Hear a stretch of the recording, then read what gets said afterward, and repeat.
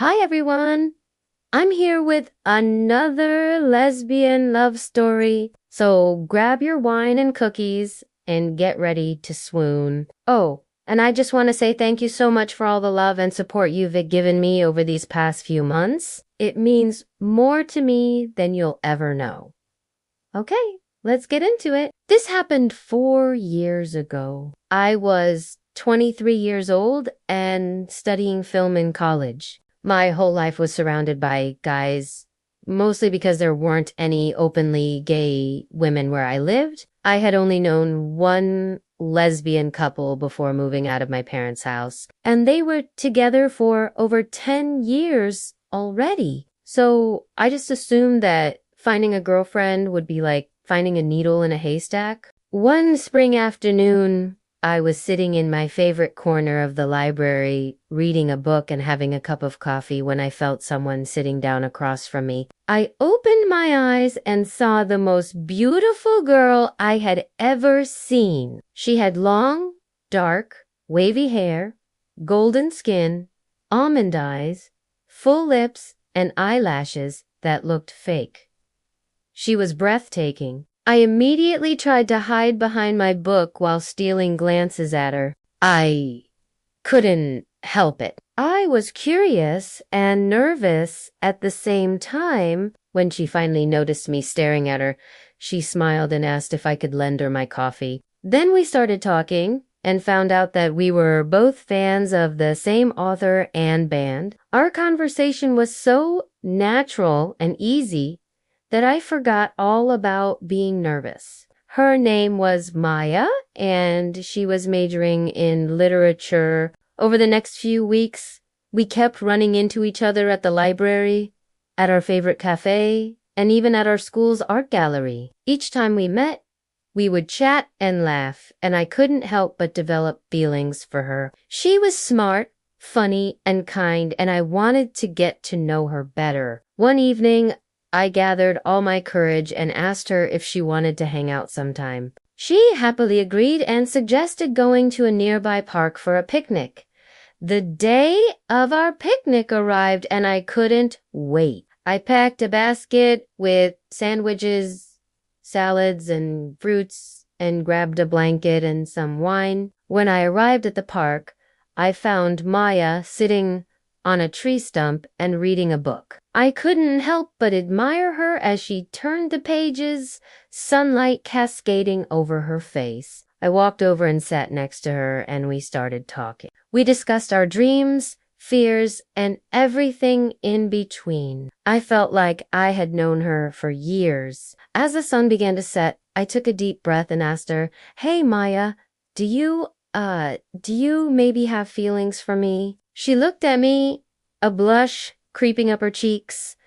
I couldn't hold back anymore. I leaned in and kissed her. It was a gentle, soft kiss, yet it sent shivers down my spine. When we pulled away, she had a small smile on her lips and her eyes sparkling.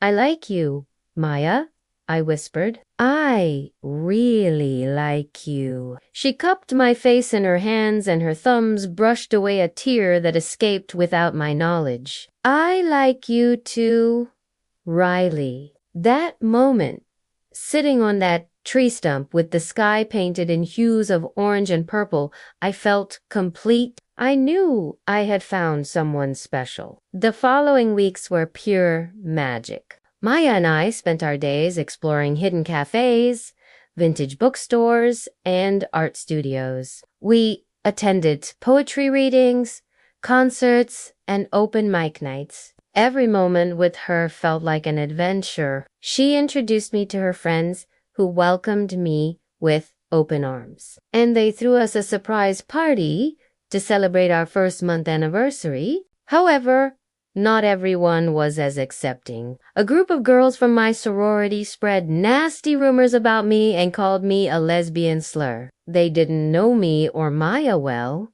and their ignorance hurt us deeply. But instead of letting it bring us down, we decided to rise above it. We threw ourselves into our studies, spending hours in the library and pouring our hearts into our projects. One day, while studying, we stumbled upon an old leather-bound book in the archives. It was a collection of poems by a lesbian author named Adrienne Rich.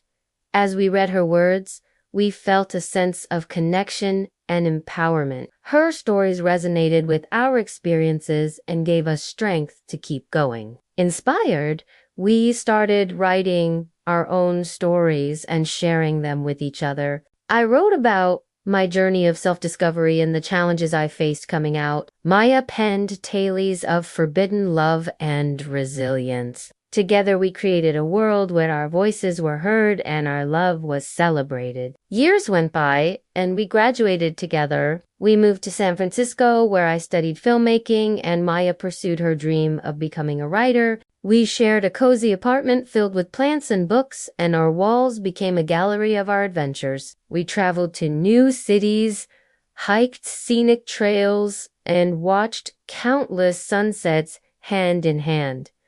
Our love story wasn't always easy. We faced times of doubt, fear, and even heartbreak. But through it all, our bond grew stronger. We learned to communicate, compromise, and trust each other. We celebrated each other's successes, consoled each other during tough times, and supported each other through personal growth. Now, 5 years later, I look back on our journey with a mix of pride and gratitude. We've weathered the storms and emerged even more deeply in love. We've built a life that reflects who we are and what we believe in. Our love has become a guiding light, illuminating our path and inspiring others around us. I never imagined I would find love in the most unexpected place, a quiet corner of a library. But sometimes life has a way of surprising you when you least expect it. If there's anything I've learned from my journey, it's to embrace the unknown, to have an open heart and to follow where love leads you. Who knows where your own love story might unfold? Just like a good book, it might begin in the most ordinary of places, but lead you to the most extraordinary destination. Thank you so much for listening to my story. I hope it brought a smile to your face and warmed your heart. If you enjoyed this story, please consider subscribing to show your support. Your support means the world to me and helps me continue sharing these heartwarming stories. Also, I'd love to hear your thoughts on this story. What did you like about it? What resonated with you the most? Feel free to share your thoughts in the comments below. And if you've already subscribed, thank you.